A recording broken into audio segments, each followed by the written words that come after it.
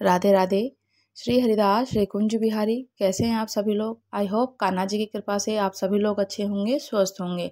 कार्तिक मास महात्म्य कथा अध्याय 26। सूत जी कहने लगे, हे ऋषियों, भागीरथ जी के वंश में सूरदास नाम एक राजा का पुत्र मित्रसहा था, जो गुरु वशिष्ठ के श्राप से राक्षस हो गया था। गंगा जल के प्रभाव से उसने भी परम पद प्राप्त किया। तब ऋषियों ने पूछा कि हे सूत जी, गुरु वशिष्ठ जी ने मित्र सह को किस कारण से श्राप दिया? कृपया करके ये विस्तार पूर्वक से सुनाइए। तब सूत जी बोले कि हे ऋषियों, एक समय अत्यंत धर्मज्ञ राजा मित्र सह ने अपने कुछ साथियों सहित शिकार खेलने के लिए वन में गया था, जहां पर उसने अनेक मृगों का शिकार किया। फिर भूख और प्यास से दुखित होकर नदी के तट पर आया। राजा रात्रि भर वहां पर रहा और प्रातःकाल होते ही शिकार की खोज में पुनः चल पड़ा। कुछ दूर जाकर राजा ने देखा कि पर्वत की कंदरा में एक व्याघ्र और व्याघ्री मैथुन कर रहे हैं। राजा ने धनुष पर बाण चढ़ाकर उन पर छोड़ दिया। व्याघ्री बाण लगते ही तत्काल वहीं पर गिर पड़ी और थोड़ी ही देर में उसने प्राण भी त्याग दिए। तब व्याघ्र राक्षस रूप धारण करके अत्यंत क्रोध पूर्वक बोला कि राजन, तुमने मेरे साथ घोर अन्याय किया है, मैं इसका बदला अवश्य लूंगा। इतना कहकर वह राक्षस दुखित होता हुआ वहां से चला गया। कुछ वर्ष के पश्चात मित्र शाह ने अश्वमेध यज्ञ किया, जिसमें अनेक प्रकार के ऋषि मुनि बुलाए गए। गुरु वशिष्ठ जी ने ब्रह्मा, विष्णु आदि देवताओं को विधि पूर्वक हवि देकर यज्ञ समाप्त किया और फिर स्नान करने के लिए नदी के तट पर चले गए।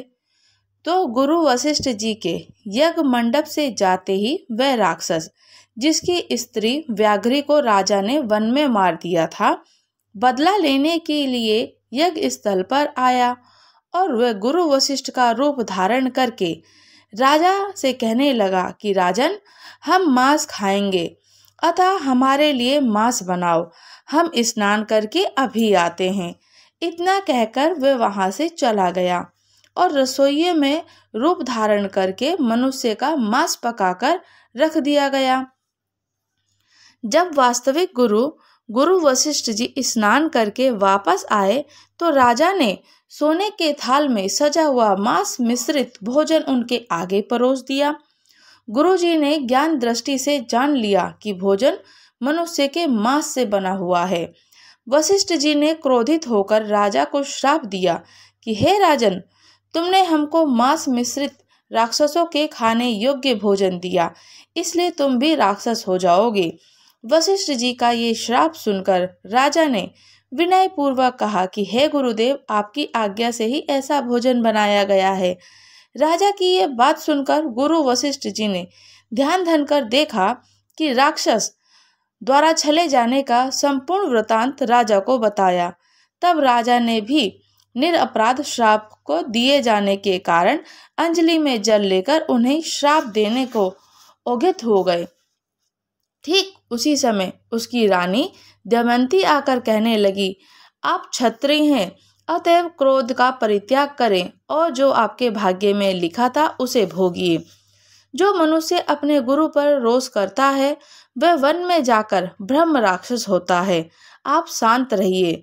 स्त्री के इन वचनों को सुनकर राजा क्रोध त्याग कर विचार करने लगा कि अब क्या करना चाहिए। फिर राजा ने अंजलि के जल को जो ही अपने पैरों पर डाला तो ही उसके पैर काले पड़ गए। इसी कारण वह राजा राक्षस के रूप में कलशमापाद के नाम का से विख्यात हो गया। निरपराध राजा गुरु वशिष्ठ के चरणों में गिरकर बारंबार क्षमा मांगते हुए अपनी मुक्ति का उपाय पूछने लगा। तब वशिष्ठ जी ने कहा, क्योंकि ये पाप अनजाने में हुआ, इस कारण मेरे श्राप का प्रभाव 12 वर्ष तक रहेगा। इसके बाद तुम अपने वास्तविक रूप में आ जाओगे और अनेक वर्षों तक राज्य का राज भोगते हुए गंगा जल के प्रभाव से मुक्त होकर मुक्ति को प्राप्त करोगे।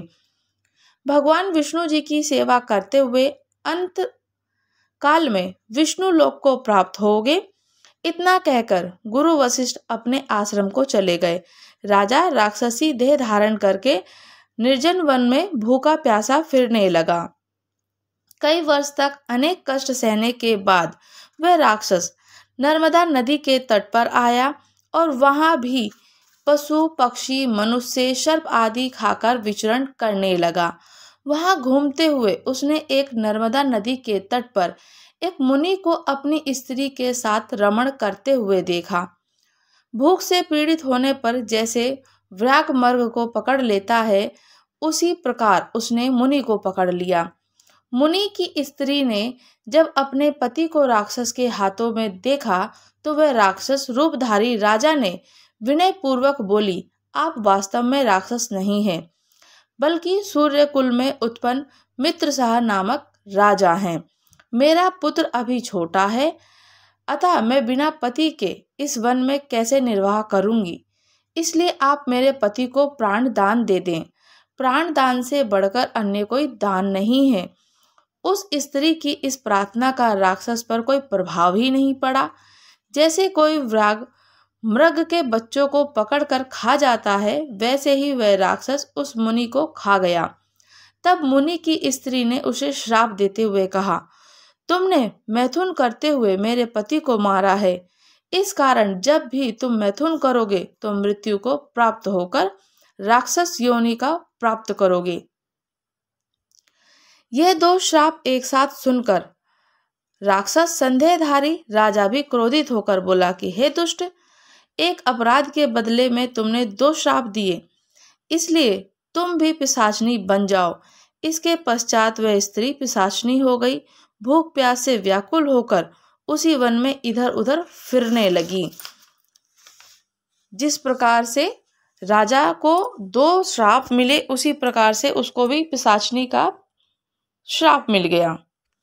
तब नारद जी बोले, इस प्रकार विष्णु जी के पार्षदों के वचन सुनकर धर्मदत्त ने कहा कि प्राय सभी मनुष्य भक्तों का कष्ट दूर करने वाले विष्णु जी के यज्ञ, दान, व्रत, तीर्थ सेवन, तपस्याओं के द्वारा विधि पूर्वक आराधना करते हैं। उन समस्त साधनों में कौन सा ऐसा साधन है जो भगवान विष्णु जी की प्रसन्नता को बढ़ाने वाला, उनके समीप की प्राप्ति करने वाला हो। दोनों पार्षद अपने पूर्व जन्म की कथा कहने लगे कि हे द्विज श्रेष्ठ, आपका प्रश्न बड़ा श्रेष्ठ है। आज हम आपको भगवान विष्णु जी को शीघ्र ही प्रसन्न करने का उपाय बताते हैं। हम इतिहास सहित प्राचीन वृतांत सुनाते हैं, सावधानी पूर्वक से सुनिएगा। ब्राह्मण पहले कांचीपुरी में चोल नाम का एक चक्रवर्ती राजा हो गए। उन्हीं के नाम पर उनके अधीन रहने वाले सभी देश चोल नाम से विख्यात हुए। राजा चोल ने जब इस भूमंडल का शासन करते थे तो उस समय उनके राज्य में कोई भी मनुष्य दरिद्र, दुखी, पाप में मन लगाने वाला अथवा कोई भी व्यक्ति रोगी नहीं था। एक समय की बात है, राजा चोल अत्यंत शयन नामक तीर्थ में गए, जहाँ जगदीश्वर भगवान विष्णु जी योग निद्रा का आश्रय लेकर शयन कर रहे थे। वहां भगवान विष्णु जी के दिव्य विग्रह की राजा ने विधि पूर्वक से पूजा करी। दिव्य मणि, मुक्ता फल, स्वर्ण और बने हुए सुंदर पुष्पों से पूजन करके साष्टांग प्रणाम किया। प्रणाम करके जो ही बैठे, उसी समय उनकी दृष्टि भगवान के पास आते हुए एक ब्राह्मण पर पड़ी, जो उनकी कांची नगरी में निवासी था। उनका नाम विष्णुदास था। उन्होंने भगवान की पूजा के लिए अपने हाथ में तुलसी और जल में रखा था।